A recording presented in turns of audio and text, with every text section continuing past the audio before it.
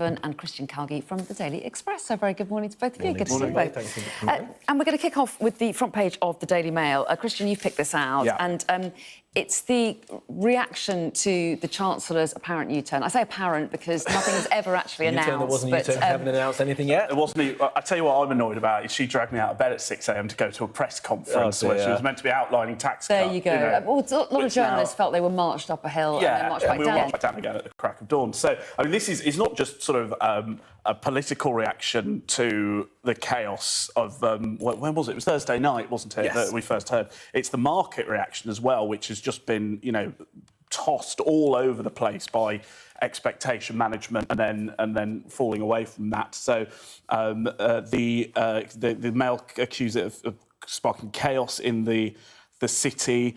This is all... the Treasury are insisting that the U-turn came about because the OBR's numbers were slightly better and the black hole went from 30 billion to 20 billion. Mm-hmm. Because of higher wages. And higher wages, but, let's be clear, there was also an enormous political reaction in Cabinet and within the Labour Party because of the terror. This is not a strong Labour Party at the moment, and to be reversing its main tax pledge from the manifesto, I think, would have been political harry-carry at this point. So, yeah, I think it has been a pretty much an omni-shambles budget, and I like the fact that the Mail actually... And it hasn't happened yet. Well, it hasn't even happened yet. It's fallen apart and it hasn't happened. And the Resolution Foundation, which actually was the sort of centre-left think tank that came up with this policy of putting up 2p on income tax and cutting 2p off the 2 up, 2 down. Even they've said that Rachel Reeves is now exacerbating, market uncertainty, which isn't a great look, is it? I mean, it is extraordinary, isn't it, that they've got themselves into this position. As we say, the budget's not until the 26th of November, as Christian points out. His view is already fallen apart before we've even had it delivered. And the market's so nervous because it seems as if they can't take tough decisions or they're not brave enough to take tough decisions. Yeah, it's this uncertainty that is causing a problem. So you've got this vicious cycle of you want the economy to be healthy, but you're doing this kite flying politically to see what people, or indeed how your own MPs would react to certain things, but that itself causes the turmoil, which means there could be more of a problem to solve to begin with. So it's politically quite difficult, but it's also quite difficult to communicate all this to the public. But then you have these issues, which we'll come on to with the eye, with the... Well, let's take a look. Let's take a look at the eye, and Downing Street. So we've now got like number 10 blaming MPs for the market jitters.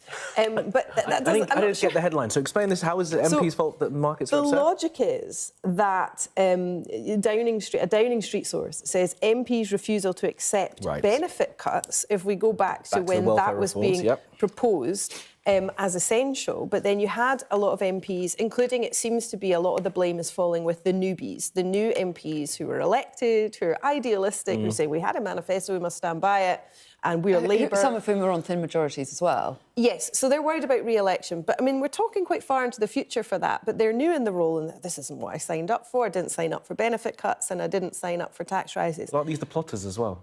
I don't know how much of an overlap we have, because, of course, as you refer to, there's this suggestion that people are trying to oust Keir Starmer, and then Downing Street coming out ahead of that, which seemed an odd judgment. So you've got this suggestion that MPs thwarting the proposed benefit cuts has created this sense of as Christian referenced, a sort of government divided and a party divided. So this extraordinary blame game is going on, and these divisions seem very much to the fore with both the leadership challenge rumours and then the suggestion that Labour MPs are unhappy about this proposed increase in income tax, even if you had done the sort of equalising measure for a lot of people with the 2 up, 2 down. So who's to blame? I think one of the confusing things is people would... I think viewers, general members of the public, would instinctively think that the City of London would hate tax rises. What they want is certainty, and they don't mind how that certainty comes about, whether it's tax rises or... And this is just complete... They would have preferred it if she'd just gone in with a whopper of an income tax rise, which would have been terrible politically. And she could have met her fiscal rules, which they probably care about more. Yeah, exactly. Let's move on to the Daily Telegraph, Christian. Yeah. The side article is about... I mean, the main article is more speculation about how Rachel Reeves will fill her budget. But...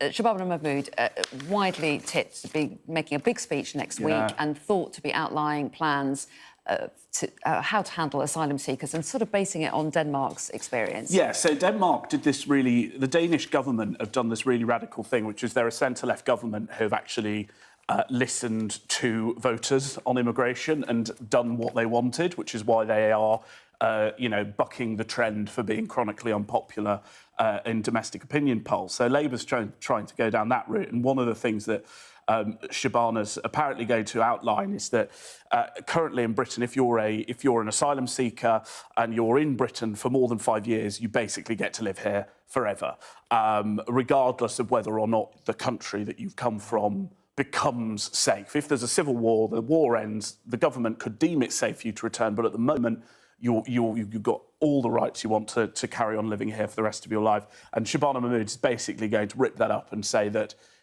you're no longer automatically qualifying to stay here forever.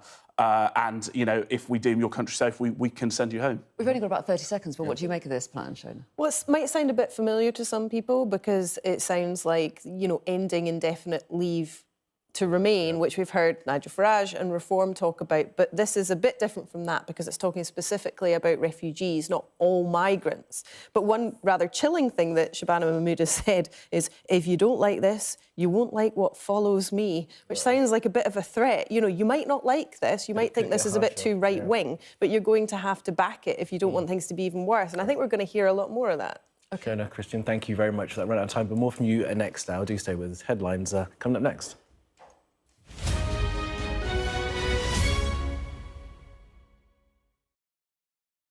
I'm Stephen Murphy and I'm Sky's Ireland correspondent based here in Dublin.